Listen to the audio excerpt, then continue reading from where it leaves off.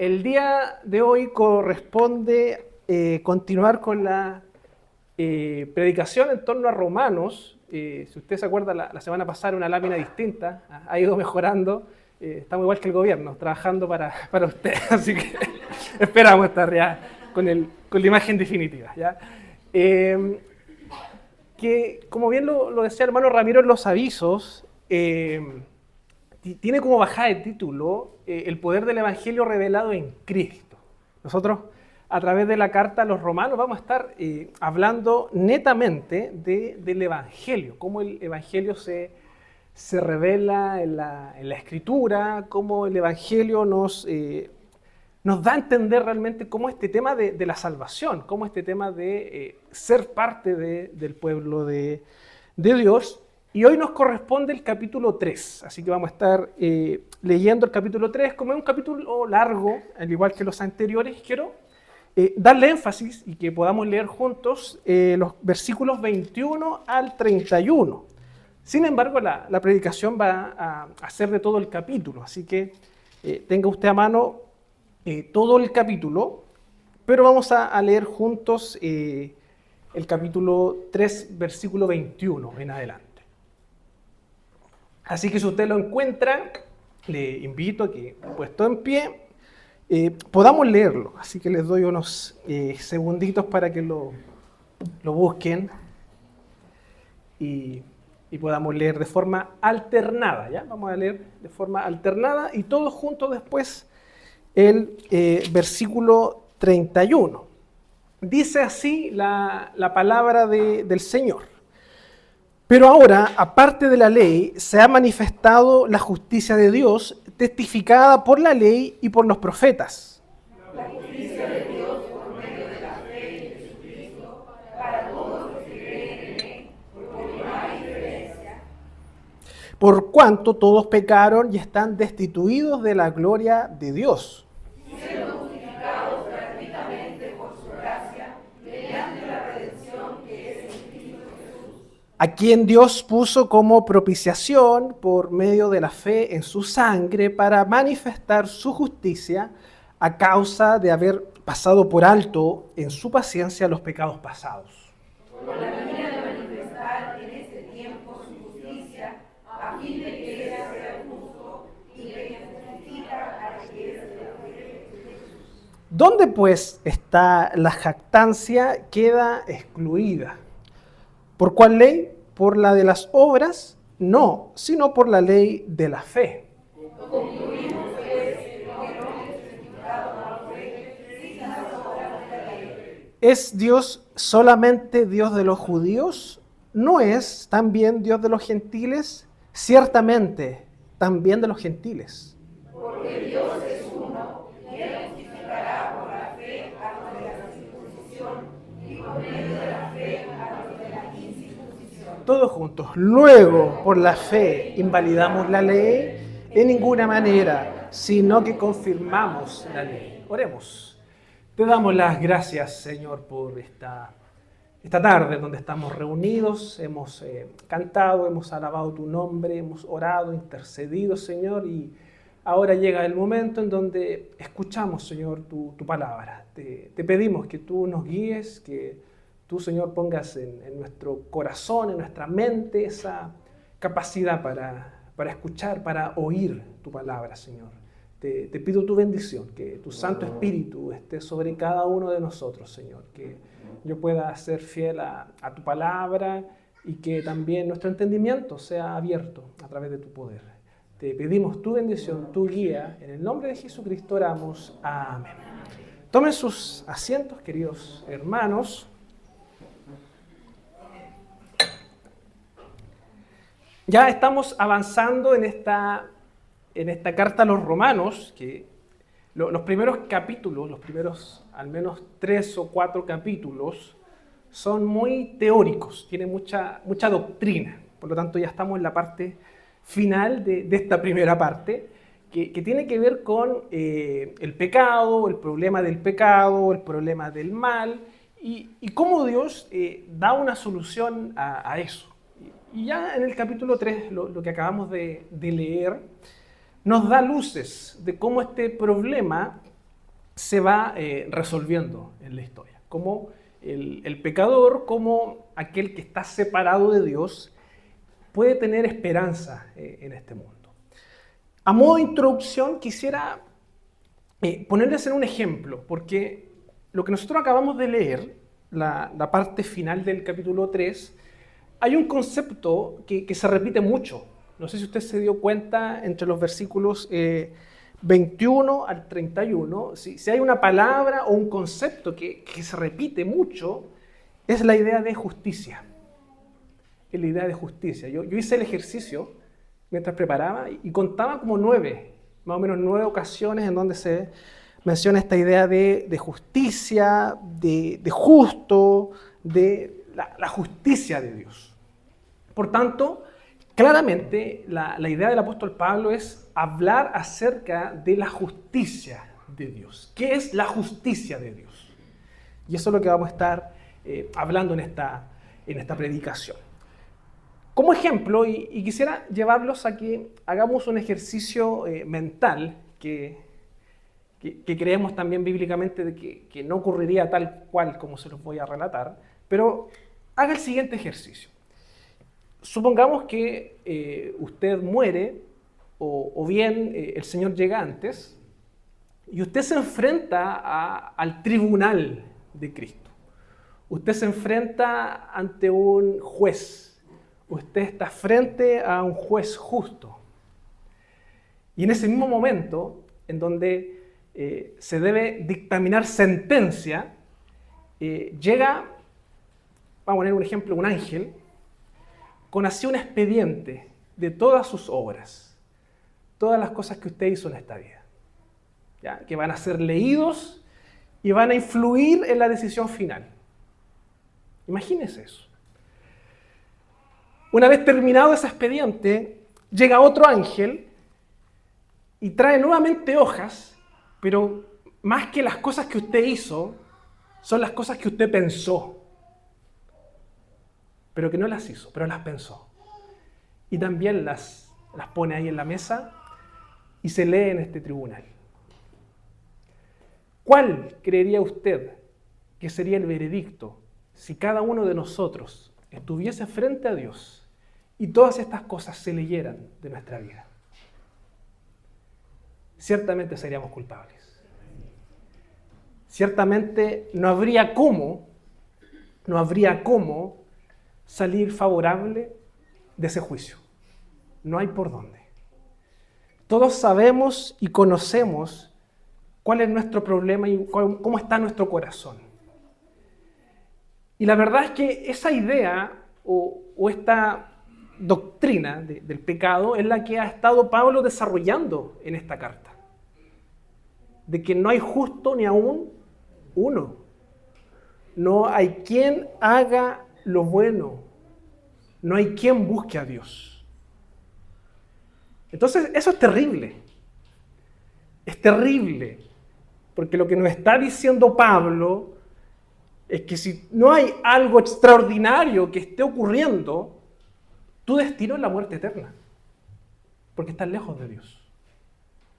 Tú ante Dios, en un tribunal, jamás vas a ser considerado justo por tus propias obras. Tus hechos te delatan, tus pensamientos te acusan ante la justicia y santidad de Dios. Y ese es el problema que ha desarrollado Pablo en los capítulos anteriores. En el capítulo 1, Pablo mencionaba de que la ira de Dios, el juicio, el castigo, se manifiesta, se revela para todo ser humano. El ser humano no quiso estar con Dios, se alejó de Él y eso trajo consecuencias. Entró el pecado, se manifestó a través de diversas acciones. El ser humano cambia su uso natural del cuerpo, como dice Pablo, y entre otras cosas. Son efectos del pecado. Y tenemos que tenerlo claro. En el capítulo anterior, el capítulo 2, Pablo sigue trabajando esta lógica, pero la amplía aún más. Porque él dice, no solamente el ser humano que está en el mundo, que está allá en la calle pecando, está enemistado con Dios, sino incluso los judíos. Ellos tampoco son dignos de la justicia de Dios. Por tanto, si tuviésemos que resumir el capítulo 2 en una frase, es que tanto judíos como gentiles están lejos del estándar de Dios. Ninguno en sí mismo puede justificarse por sus propias obras. Y eso es lo que Pablo ha desarrollado en el capítulo 2. Y si usted se fija el capítulo 3, que es lo que nosotros hemos leído y que vamos a estar analizando en esta predicación, Pablo va a seguir desarrollando esta idea. Sin embargo, nos va a presentar la solución al problema. ¿Cómo es que tanto usted como yo podemos salir victoriosos de ese tribunal celestial? ¿Qué solución hay a ese problema? Y Pablo la describe acá. Por tanto, el título de esta predicación es Confrontados con la justicia de Dios. Dios es justo, Dios es santo, pero nosotros no. ¿Cómo solucionamos ese problema? Y eso es lo que vamos a estar hablando el día de hoy. Si usted recuerda, la predicación pasada, el apóstol Pablo decía de que en realidad no es judío aquel que tiene la ley, aquel que se circuncidó, aquel que vivió con las tradiciones, no es ese el judío, sino que Pablo dice que el verdadero judío, el verdadero Israel, el verdadero hijo de Dios, es aquel que está circuncidado en el corazón. Es aquel que internamente, de forma interna, tiene un cambio. Ese es el verdadero Israel. No se trata de un tema étnico, ni un tema nacional. El verdadero Israel, el verdadero judío, es aquel que hace la voluntad de Dios, aquel que en su corazón sirve a Dios.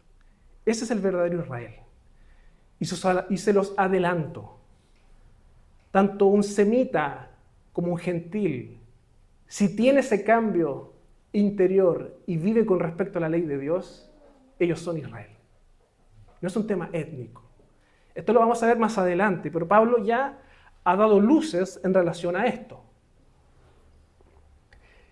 Entonces, Pablo acaba de decir de que al parecer la circuncisión no sirve, no tiene un efecto en las personas. Al parecer la ley ceremonial no llevaba al arrepentimiento, al parecer la ley jamás justificó. Por lo tanto surge una duda y es que, ¿qué pasa entonces con la circuncisión? ¿Qué pasa con la ley? ¿Sirvió de algo? ¿Sirvió para algo? ¿De algo nos sirve tener el Antiguo Testamento si Pablo acaba de decir de que en realidad jamás lograban justicia? Y es acá en el capítulo 3 donde Pablo empieza a responder esa pregunta. Y el primer punto que quiero tratar es que el pecado de Israel no anula la justicia de Dios. Veamos qué dicen estos primeros 8 versículos. ¿Qué dice el apóstol Pablo acá? ¿Qué ventaja tiene pues el judío? ¿O de qué aprovecha la circuncisión? Es como una pregunta retórica. Después de todo lo que yo he dicho, ¿sirve de algo la circuncisión? ¿Sirve de algo la ley? ¿Tiene un propósito o en realidad no sirvió para nada? Eso es lo que Pablo se plantea en esta pregunta retórica. ¿Cuál es la respuesta? Versículo 2. Mucho, en todas maneras. O sea, el Antiguo Testamento es útil, es importante. Por tanto, cuando llegue algún predicador o maestro que diga o enseñe en la iglesia de que nosotros, los cristianos de esta época, solamente leemos el Nuevo Testamento y es lo que realmente nos importa y debería importar, es mentira. Tanto Nuevo como Antiguo Testamento son relevantes porque tienen un propósito en la historia de Dios. Y eso es lo que Pablo acaba de decir acá. Pablo está diciendo, si la justicia no es por obras, no es por la ley, entonces ¿anula todo el Antiguo Testamento? No. Hay un provecho en la ley. Hay un propósito en la ley. Y eso es lo que vamos a estar hablando más adelante. Primero, ¿qué dice Pablo? Ciertamente que les ha sido confiada la palabra de Dios. O sea, en primer lugar, Israel tenía un propósito, ser el portador de la palabra de Dios. La ley servía o tenía el propósito de que fuese el mensaje por el cual Israel viviera. Versículo 3. Pues que si alguno de ellos han sido incrédulos, ¿su incredulidad habrá hecho nula la fidelidad de Dios? Y esta es una pregunta potente que Pablo está haciendo acá.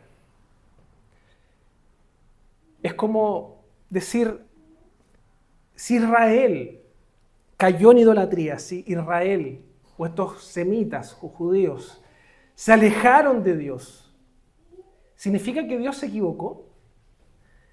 ¿Significa que Dios falló? ¿Que su propósito fracasó? Cuando hoy en día vemos que este Israel étnico, este Estado de Israel, bombardea países y mata palestinos, ¿será que Dios se equivocó entonces con ellos? ¿Será que la maldad de esta nación, de este pueblo, significa que Dios falla en su fidelidad? ¿Qué dice Pablo? Versículo 4. De ninguna manera. Antes bien sea Dios veraz y todo hombre mentiroso, como está escrito, para que seas justificado en tus palabras y venzas cuando fueres juzgado. Aquí está citando el Salmo 51, si usted después lo quiere buscar en su casa, que es esta oración, confesión de David. Pablo acaba de decir entonces que el problema acá es el corazón del ser humano. Es el hombre el que falla, no es Dios. Es el hombre el que transgredió el pacto y no es Dios. Y fíjense lo paradójico que esta situación significa. Versículo 5. Y si nuestra injusticia hace resaltar la justicia de Dios, ¿qué diremos? ¿Será injusto Dios que da castigo? Hablo como hombre. Pablo lo que está diciendo es una pregunta retórica porque está respondiendo a un pensamiento que había en aquella época. Está diciendo lo siguiente: hay maldad en el mundo, hay maldad en el hombre. Y por tanto, esa presencia de la maldad hace que brille la justicia de Dios. Eso es lo que Pablo está diciendo. O sea, mientras más malos seamos, más se exalta la justicia de Dios. Y ese era un pensamiento que estaba ahí. Y si nuestra injusticia hace resaltar la justicia de Dios, ¿qué diremos? ¿Será injusto entonces que Dios nos castigue? Es como le estamos haciendo un favor a Dios. Al ser malos, le estamos haciendo un favor porque estamos mostrando que Él es justo. ¿Será justo que nos castigue entonces? ¿O será injusto que nos castigue? ¿Qué dice Pablo en el versículo 6? En ninguna manera, de otro modo, ¿cómo juzgaría a Dios al mundo? Versículo 7. Pero por si mi mentira, la verdad de Dios, abundó para su gloria, ¿por qué aún soy juzgado como pecador? ¿Y por qué no decir, como se nos calumnia y como algunos cuya condenación es justa, afirman que nosotros decimos, hagamos males para que vengan bienes? Esto se parece a una frase que Pablo también, si no me equivoco, ocupa en otra parte, en otra carta. Es como que hagamos mal o pequemos para que la gracia sobreabunde o crezca. ¿Cómo tú puedes tener más gracia, más bendición de Dios siendo más pecador?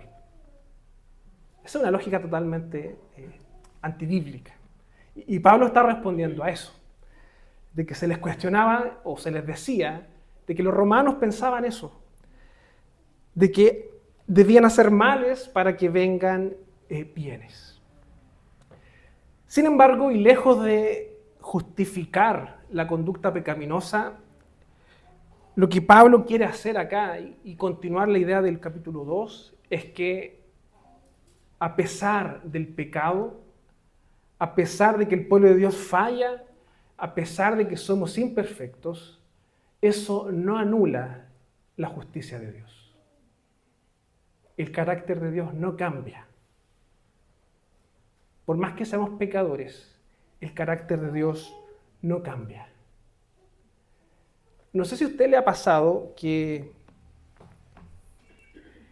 esta idea también se ejemplifica en lo cotidiano, cuando las personas a veces del mundo nos miran y dicen, ¿para qué voy a la iglesia si todos los que están allá adentro son malos?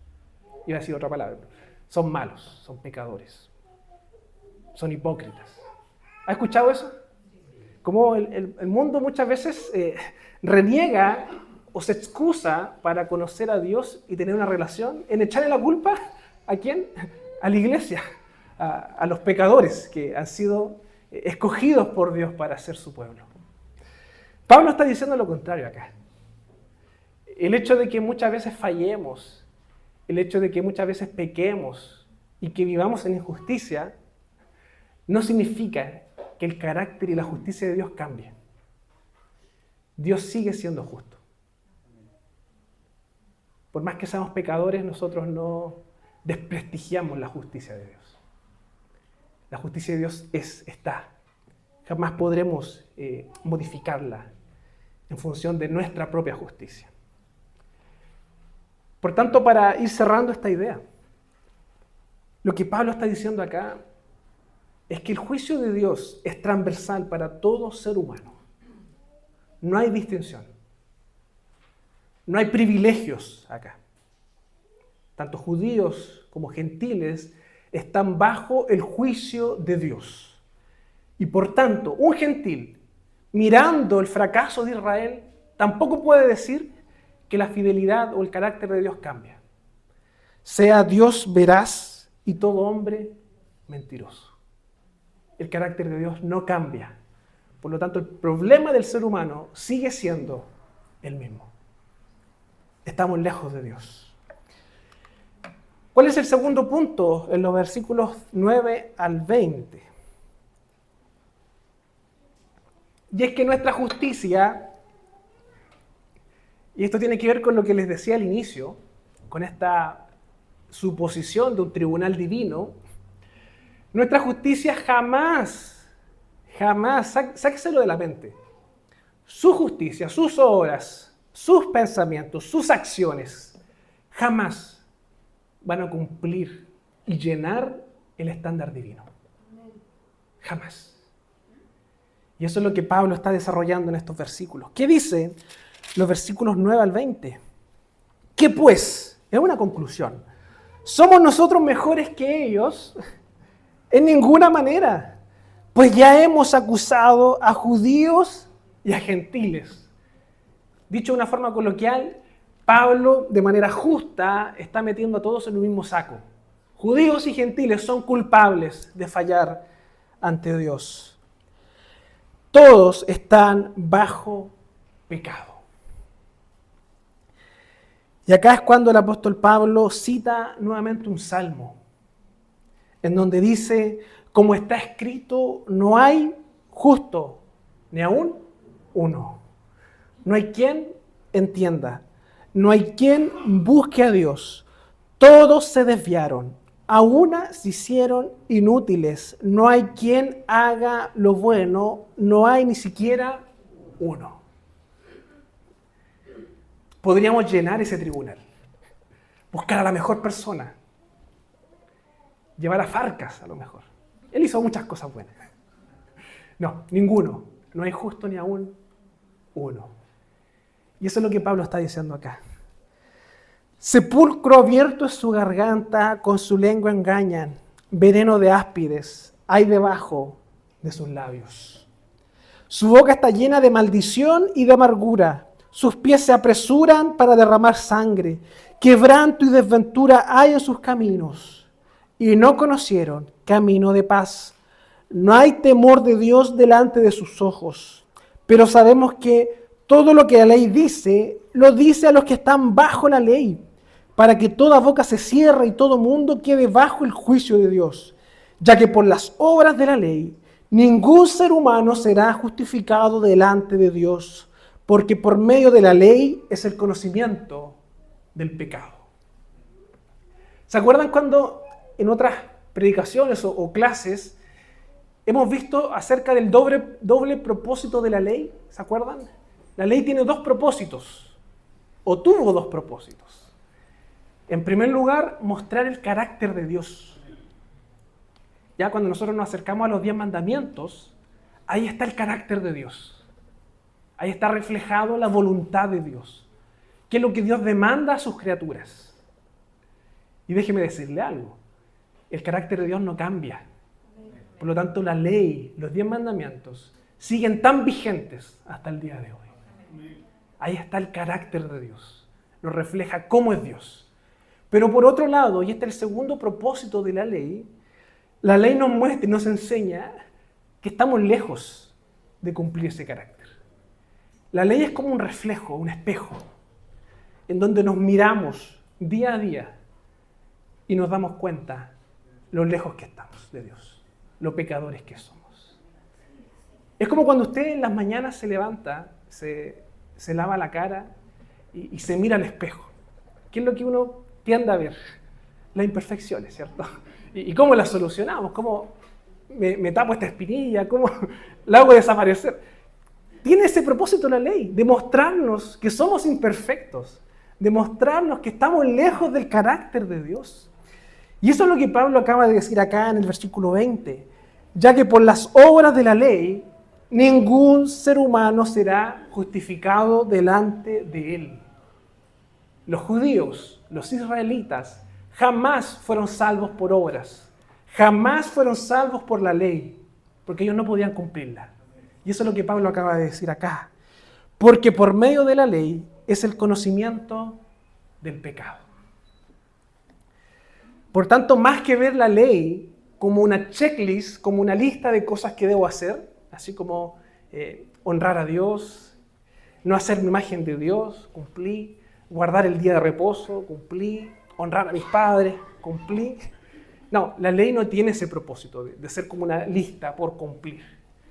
La ley nos muestra lo lejos que estamos. Y la misma palabra dice de que con tan solo fallar un mandamiento somos culpables de toda la ley. Por tanto, lejos está el ser humano de ser justificado en ese trono celestial por sus acciones. Jamás. Y eso es lo que Pablo acaba de exponer. La ley no te salva. La ley te expone. La ley desvela lo que hay en tu corazón. Y ese es el problema del pecado. No son las acciones, es el corazón. Si tu corazón está lejos de Dios, vas a quebrar los primeros 4 mandamientos que tienen que ver con Dios, pero también esos 6 mandamientos que tienen que ver con tu prójimo. El problema real es el corazón del ser humano. Y la ley nos dice eso. La ley nos dice que estamos lejos del estándar de Dios. Y ese es un problema. Eso es terrible. Porque si a usted le enseñaron desde pequeño o en su iglesia de que tenía que ganarse la salvación, o que tenía que cuidarla, o que ojalá el Señor cuando venga lo pille haciendo cosas buenas, porque si no, no se lo va a llevar. Todo eso es incorrecto a la luz de la Escritura. Jamás fueron tus obras. Jamás pueden ser tus obras lo que te den salvación. Es imposible. Estás lejos. Y tú sabes lo malo que eres por dentro. Tú sabes los pecados que cometiste esta semana. Tú sabes que tu justicia no alcanza para el estándar de Dios. Y acá aparece el Evangelio. Buenas nuevas, buenas noticias. Ante un panorama tan malo, tan terrible que es el pecado, que es la ley que nos acusa, el Evangelio viene a ser esa buena noticia que estando muertos, estando acabados, nos da una esperanza y nos dice que hay algo fuera de ti que te puede hacer justo en ese tribunal. Versículo 21 al 31. Y esto es lo maravilloso. La justicia de Dios se recibe por fe. ¿Qué dice Pablo? Y esto es lo que leíamos al inicio. Pero ahora, aparte de la ley, esa ley que te acusa, esa ley que te hace culpable, se ha manifestado la justicia de Dios. Y acuérdense de esta palabra. Si hay algo que a mí me importa que usted se quede una vez terminada esta predicación, después de todo lo que he dicho, esta frase al menos. La justicia de Dios. No es su justicia, no es algo suyo, es la justicia de Dios. Se ha manifestado la justicia de Dios, testificada por la ley. Fíjense lo que está diciendo Pablo. La ley, el Antiguo Testamento, testificaba de la justicia de Dios. No es algo que se oponía a la justicia de Dios. La ley, los profetas, sirvieron para llevarnos a la justicia de Dios por la fe. La justicia de Dios, versículo 22, por medio de la fe en Jesucristo, para todos los que creen en Él.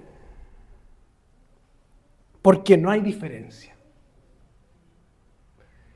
¿Qué quiere decir Pablo con esto de que no hay diferencia? Dios no hace acepción de personas. Pero en el contexto inmediato, si ustedes se acuerdan, Pablo está hablando de judíos y gentiles. Para Dios no hay diferencia. Dios no ama a un pueblo étnico. No hay diferencias. Dios ama a un pueblo que vive por la fe. Eso es lo que la Biblia enseña. Porque para Dios no hay diferencia. ¿Por qué? Porque todos pecaron. Versículo 23. Todos están destituidos de la gloria. El judío no tiene nada que jactarse. El judío no puede decir que es amado o es especial por algo en sí mismo. No. Todos pecaron. Todos están destituidos de la gloria de Dios. Toda humanidad está muerta en ese tribunal. Y de esa humanidad muerta, Dios muestra su gracia y forma un pueblo que lo llama a vivir por la fe. Por cuanto todos pecaron y están destituidos de la gloria de Dios, siendo justificados gratuitamente por su gracia mediante la redención que es en Cristo Jesús. Y aquí quiero hacer una pausa porque para entender bien el versículo 24 es importante poder definir dos conceptos que están ahí, que posiblemente usted los conoce, que es la palabra justificación en primer lugar, o ser justificado, que en el contexto bíblico, o al menos en las cartas de Pablo, tiene relación con un veredicto.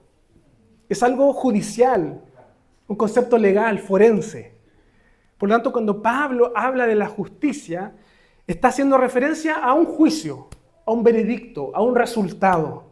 Y por eso tiene sentido esta idea que les proponía al inicio, de estar en un tribunal ante Dios. Cuando se habla de ser justificado, de ser justo, es que ese tribunal, ese juez, dicte sentencia y diga, tú eres bueno. Ante los ojos de Dios tú eres justo. Esa es la idea de ser justo en la Escritura. Esa es la idea de justificación que Pablo menciona acá. Y por otro lado está el concepto de redención. ¿Qué es redención? Es una palabra que tiene una connotación cultural de la época. No sé si usted recuerda, en los tiempos de Pablo, en los tiempos de Abraham incluso, estaba esta idea de la esclavitud, ¿cierto? Que los siervos, los amos, tenían un esclavo, que era un siervo. Alguien que no tenía independencia ni libertad, sino que se debía a su amo.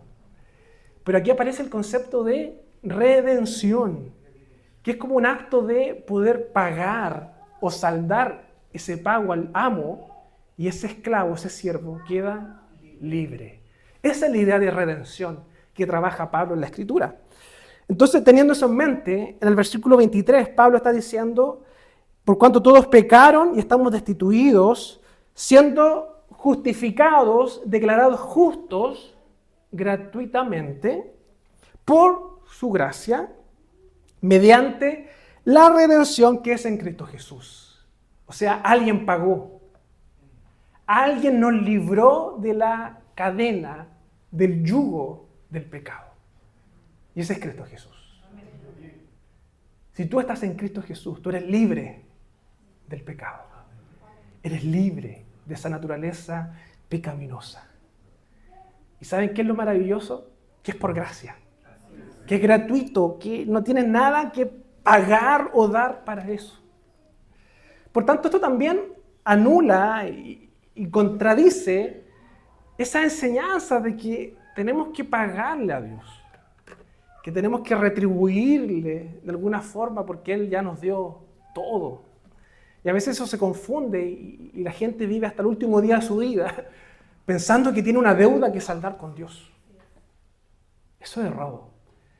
Cristo ya saldó esa deuda. Y tú eres completamente libre por medio de la fe en Cristo.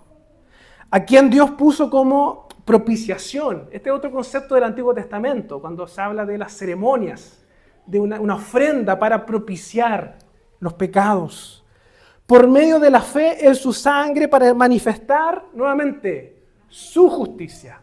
No la justicia suya, hermanos, la del Señor, a causa de haber pasado por alto en su paciencia los pecados pasados, con la mira de manifestar en este tiempo su justicia a fin de que Él sea justo y el que justifica al que es de la fe de Jesús.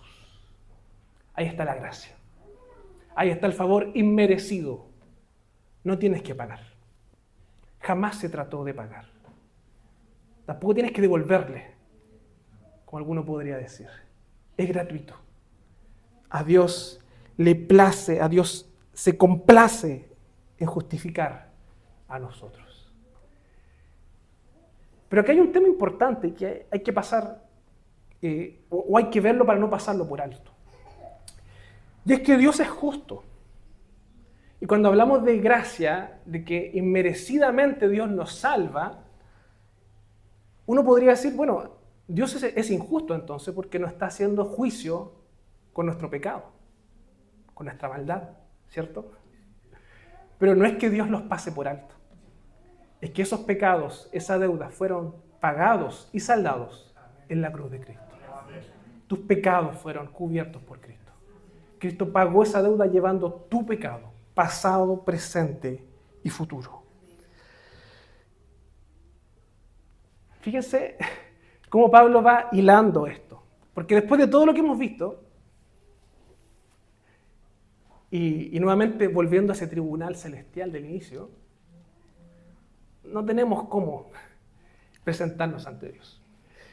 Y Pablo hace una pregunta retórica en el versículo 27. ¿Dónde, pues, está la jactancia? ¿De qué te puedes jactar? ¿De verdad tú eres bueno? ¿De verdad Dios te ama porque tú eres bueno? ¿Dónde está la jactancia? Queda excluida. ¿Por cuál ley? ¿Por la de las obras? No, sino por la ley de la fe. Dado que es por fe, que es por gracia la salvación, tus obras no cuentan, no te puedes jactar de ellas. Dios no te amó por ser bueno. Dios no te amó por ir todos los domingos a la iglesia. Dios no te amó por tener una Biblia en tu casa. Dios no te amó por hacer obras de caridad. Dios te amó por gracia, sin ver nada en ti. No hay jactancia, queda excluida por la ley de la fe. Versículo 28. Y aquí Pablo va cerrando la idea.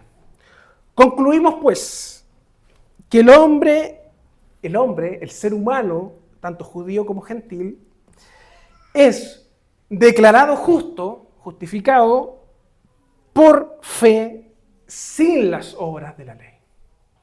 Concluimos entonces que el hombre, el ser humano, solo puede ser justificado por la fe y no por las obras de la ley. ¿Se dan cuenta que la ley que las ceremonias, que todo esto del Antiguo Testamento jamás justificó a los judíos, jamás los declaró justos. Eso es lo que está diciendo Pablo acá. Concluimos derechamente de que eso jamás sirvió para justificar. ¿Qué dice Pablo para ampliar esta idea? ¿Es Dios solamente Dios de los judíos? ¿No es también Dios de los gentiles? Ciertamente también es de los gentiles. Nunca se trató de un tema étnico. Era por la fe. Y acá Pablo lo está diciendo. Porque Dios es uno y Él justificará por la fe a los de la circuncisión, a los judíos étnicos, y por medio de la fe a los de la incircuncisión. O sea, da lo mismo la circuncisión, porque es por fe. Sea circuncidado o no, necesitas de la fe.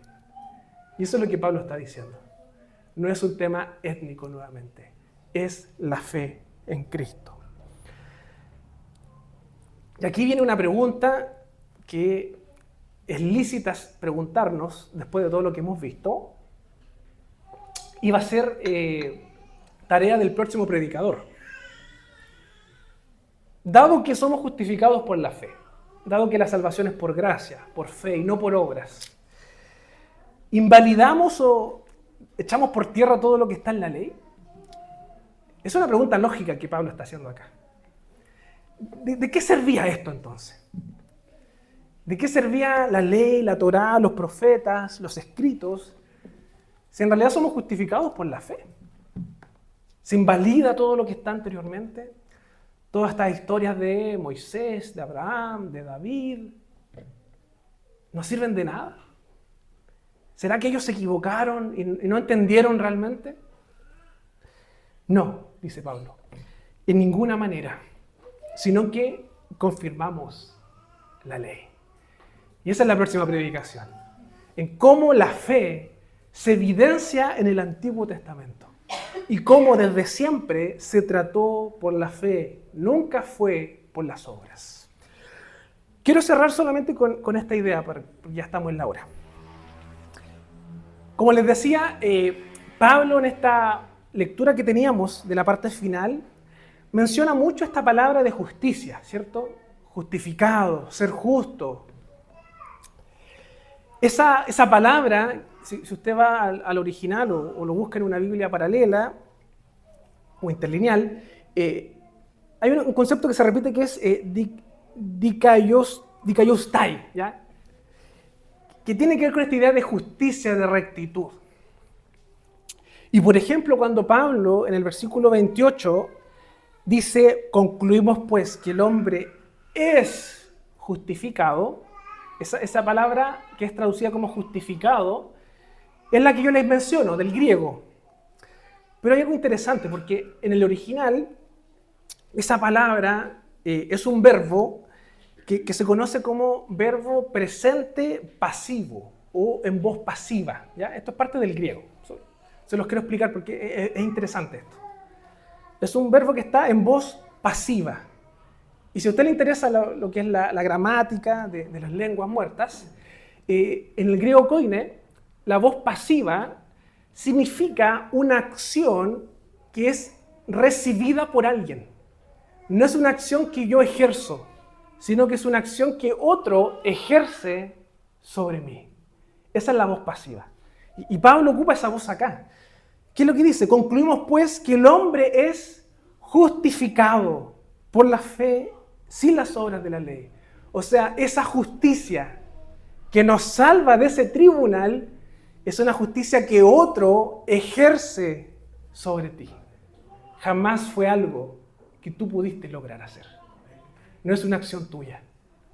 Es una justicia que viene de afuera, que un tercero le ejerce sobre esa persona. Y eso es el Evangelio. Eso es lo maravilloso del Evangelio. Que tu justicia, que la única forma de poder librarte de este tribunal es que alguien externo te declare justo. Y eso lo hace Cristo a través de la fe. Eso lo hace Cristo a través de su sacrificio en la cruz. Oremos. Señor, te damos las gracias por esta predicación, por este momento que nos has dado para poder recordar esta gran verdad, que somos declarados justos, somos justificados por lo que tú hiciste, no por lo que nosotros podamos hacer. Y es por eso, Señor, que te agradecemos, pero que también te pedimos, te queremos pedir, Señor, que si en este momento hay alguien aquí presente que aún está confiando en su propia justicia, que estas palabras, que esta predicación pueda guiar a ese pleno convencimiento de que la única forma de ser justos es a través de la fe en Cristo. Gracias, Señor, por esta gran verdad, porque no se trata de nosotros, no se trata de nuestras capacidades, sino de lo que tú hiciste soberanamente al amarnos. Estábamos perdidos, Señor, no teníamos esperanza, y tú nos amaste, escogiéndonos de lo vil y despreciable de este mundo. Quisiste hacernos parte de tu familia, Señor, y te damos gracias por eso. Te pido tu bendición para cada uno de los presentes y que nunca olvidemos que nuestra justicia no está en nuestras obras. Nuestra jactancia queda excluida. Es tu obra, es tu gloria la que se manifiesta en el Evangelio. Gracias por todo, Señor. En el nombre de Jesucristo oramos. Amén.